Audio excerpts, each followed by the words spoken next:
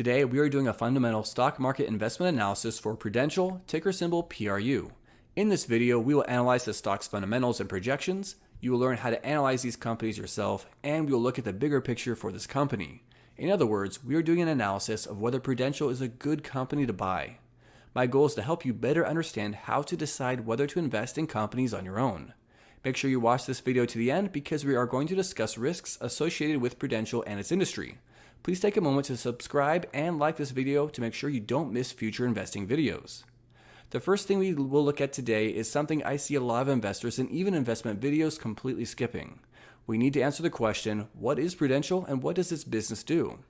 An important lesson for investors, especially new investors, is never, ever invest in a company you don't understand.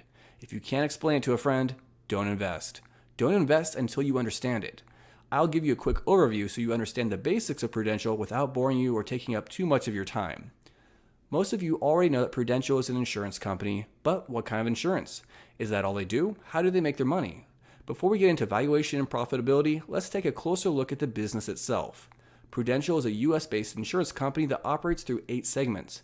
The primary focus is group insurance, individual annuities and individual life insurance, retirement, and Prudential's Global Investment Management, or PGIM. That means they are not focusing on auto insurance, home insurance, or other areas within the insurance field.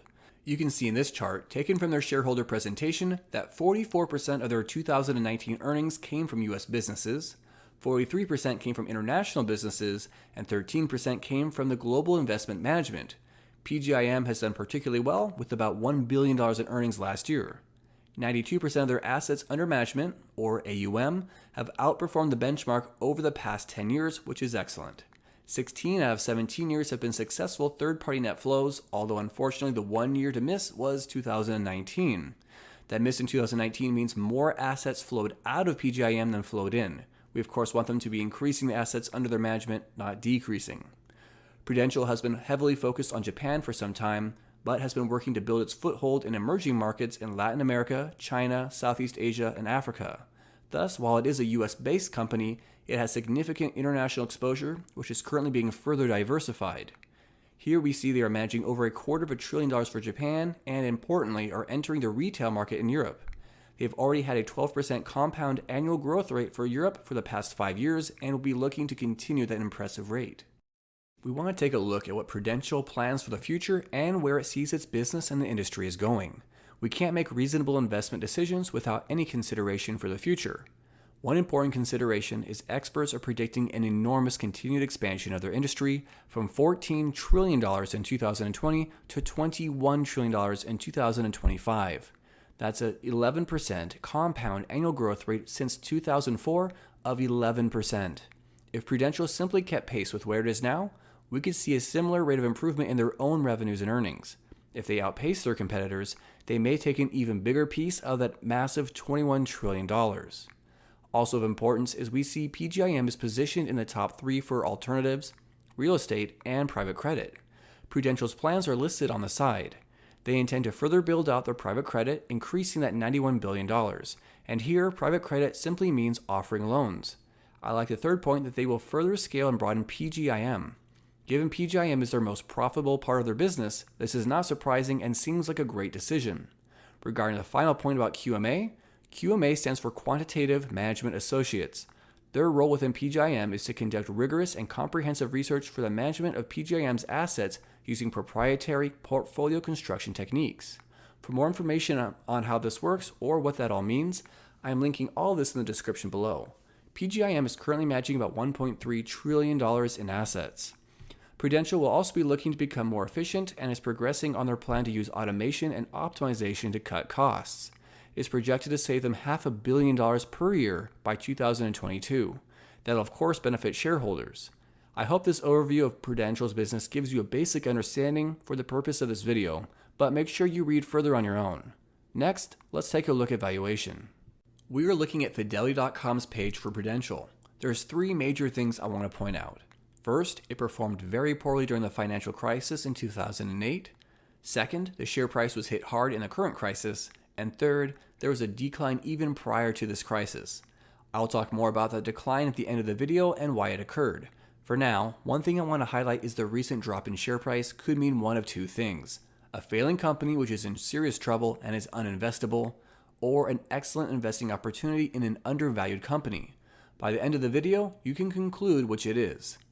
I'll go through this data quickly, so feel free to pause the video if you need time to read and digest all the data on the screen. When we look at Fidelity's fundamental analysis pane, S&P Global Market Intelligence has rated it well in all areas, especially valuation. And 88 leans very heavily toward undervalued. Remember, we want to buy companies when they are undervalued to maximize profits. How did S&P Global come up with this? It is based on this information. This is a lot to digest and break down, and I can do so in a future video if you're interested. However, for the sake of time in this video, I'll just leave the data here. You can pause the video and take a closer look if you like on your own. Here, we are looking at valuation statistics provided by Fidelity. It provides averages for the insurance industry, but I prefer to use percentiles. An average can be skewed or distorted by a few very high or low performing companies. Percentiles often give a more accurate comparison to the industry. First, look at the price to earnings ratio. 5.85 is very low. It's almost half of the 5-year PE average for Prudential and a little under half of the insurance industry average, and at the 18th percentile for the industry. The price to earnings to growth ratio is less than 1, placing it at the 30th percentile. Price to cash flow is close to the mid-range as it falls at the 46th percentile, but price to sales is only at the 14th percentile for the last year. Price to book is well below 1 and at the 14th percentile. If any of you are unsure of what these ratios or terms mean, please go back and watch my tutorial videos on these ratios to enrich your financial education. As a brief summary, this data is showing me that it is very undervalued and it looks like a good buy. In fact, macrotrends.net shows that with a brief exception in 2018, this is the lowest PE Prudential has had since 2014. Price to sales are at the lowest point since 2013, price to book is at the lowest it has been since the chart data began in 2005, and price to free cash flow is the lowest it has been since 2009. This is particularly amazing given the fact that free cash flow, book value, earnings, and sales have all progressively increased during this time period. Dividend yield is the highest it's ever been, which, those of you who have already watched my video on dividend yield theory know, indicates undervaluation and the potential for excellent gains in the future. Let's look at growth and returns. Prudential has been returning an enormous amount of money to shareholders through dividends and share repurchases. Prudential put over $4.1 billion into dividends and buybacks just in 2019. Speaking of dividends, take a look at their massive double-digit dividend growth. From 2008 to 2019, we saw the dividends compound annual growth rate increase by 19% per year. If you bought a share of Prudential only 12 years ago, your dividend would now be nearly 8 times greater than when you initially invested. As a fun fact, in 2008, the share price was down to $22 per share. That means your yield on cost would be over 18% today. The current yield is 7.42%, which is over double the market median. Prudential is only paying out 44% of its available cash in dividends, which means it can easily cover the dividend and continue to increase it, much as it has, as shown in this dividend growth chart. The 5-year dividend growth rate is 13.66% per year. Let's take a look at fast graphs for a moment. The dividend growth rate since 2002 has been 17% with 14.5% compound annual growth. For me, anything in the double digits is excellent, and the rate here is exactly what I look for. Now notice here that in 2008, amidst the financial crisis, it had a dividend cut of almost 50%. That gives us some pause, but immediately after the cut, they raised the dividend by 20% and then 64%. We also see they are fairly cautious with their payout ratio. They've remained conservative to ensure they can adequately cover the dividend while also growing their business. Fidelity shows data on the growth and projected growth of Prudential. Let's again focus on percentiles. Earnings per share growth of the last 12 months compared to the 12 months prior was almost 7%, which is at the 37th percentile. Earnings per share growth over the last 5 years was 26%, which is at the 90th percentile for the industry, and that's quite excellent. We also want to look at what is projected for the future. Next year, earnings are expected to be up about 10%, and as expected, it will continue to increase earnings by about 9% per year for the next 3 to 5 years. That is at the 57th percentile for the industry. Revenue growth is slower than earnings, but still ranges between the 24th and 46th percentile for the industry. Book value has grown at almost 9% annually, which is great, at the 74th percentile. Finally, free cash flow is most important to me because I'm a dividend growth investor and free cash flow is what those dividends are paid out of.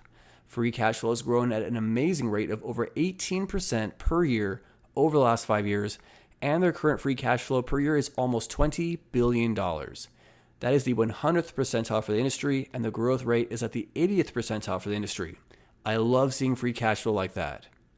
Profit margins are high for gross margin at the 76th and the 79th percentile for the industry, but profit, operating, and pre-tax margins are in line with the industry. Prudential's returns are fairly average across the board and are consistent with the industry average for return on equity, return on assets, and return on investment. Here we are looking at Prudential's performance on fast graphs. Before we talk about the graph itself, I want to point out that since 2002, the earnings growth rate has been almost 10%, which is good. It also has an S&P credit rating of A, which is also good. The blended PE is a 5.19, which gives us an earnings yield of nearly 20%. The dark green on this graph are earnings, the light green are dividends, the black line is the price to earnings ratio, or the PE, and the orange line is fair value. You can see the black line showing the PE was consistent with earnings and fair value up until the financial crisis. At that point, the price and earnings dropped hard. The earnings quickly recovered, jumping 107% in 2009. However, the price has not recovered as quickly as the earnings, and the PE has been lower ever since the crisis. It has never come back up to fair value, nor has it come back to the average PE for any sustained period of time. If you were to buy Prudential right now, and the PE returned to its historical average, you'd be looking at an average annual return of 45% until 2022. Those are amazing returns. However, given the PE has rarely returned to its average since the crisis, it seems unlikely. What if we only look at the average PE since the crisis? The current blended PE is a 5, whereas the average PE since the crisis is a 9. If it returns to the average PE since the crisis, we are still looking at a 35% annual return. That is amazingly high. The reason it is so high is a combination of significant undervaluation and predicted increases in earnings. If you look here, a 7% drop in earnings is expected for 2020. Despite the 7% drop in earnings, the price has dropped far more than 7%. Next year, there is a predicted 10% increase in earnings and a 12% the following year. Combining this earnings growth rate with the current undervaluation, we might be seeing huge gains. Let's be conservative and assume the PE does not rebound at all. Even if the PE remains at a 5, which is unlikely, we could expect 13% returns. If it only recovered half the distance to its average PE and made it to a low PE of 7, we would see over 26% annual returns. As I said, hitting a PE of 9 would take us to the average and a 35% annual return. Returns like that are rare opportunities and are one of the reasons I am buying more Prudential stock. Next, we look at debt. This is important because we want to buy companies that are safer and less risky. Companies with a lot of debt will be more at risk of being unable to pay for those debts, particularly if the business or economy declines. Here we see the long-term debt-to-equity ratio is 32.5%. That is reasonable and consistent with the industry. Looking down the list of debt ratios, you will see each one is fairly reasonable, ranging from the 21st up to the 76th percentile. Total debt-to-equity was on the highest end and at 52%. Although higher than I would like, this does not indicate any red flags. In addition to the issues of safety we looked at with debt, S&P Global Market Intelligence shows in this table the interest coverage is a 3.7. In other words, Prudential is able to cover the interest for its debt adequately. We usually want to see at least a 2. Macrotrends.net shows that Prudential has consistently decreased long-term debt since 2013, all while increasing shareholder equity. As a result, debt-to-equity has reduced since 2009. In fact, the debt-to-equity ratio is currently the lowest it has been since 2005, possibly ever, but the chart does not go back beyond 2005. This shows Prudential's focus on reducing its debt over time, which I always like to see as it will increase a margin of safety. Let's talk about future risks and concerns. First, life insurance is a competitive market with little to no moats for the companies in the space. If able to continue expansion, it may have some small competitive advantage by size, but this will be a small moat at best. Prudential's global investment management business has $1.3 trillion in assets. This does have a narrow moat because, unlike switching insurance, switching between asset managers does have greater cost, and there is more uncertainty for companies and investors when deciding whether or not switching will be beneficial. As a result, competition is lower in this space, and it is easier to keep investors. Number 2, the Fed's interest rate cut has significantly cut into Prudential and the rest of the industry's profits. higher interest rates allow them to make more money. These reductions in interest rates are a major reason Prudential and others in the industry saw a declining share price even before the recent crisis.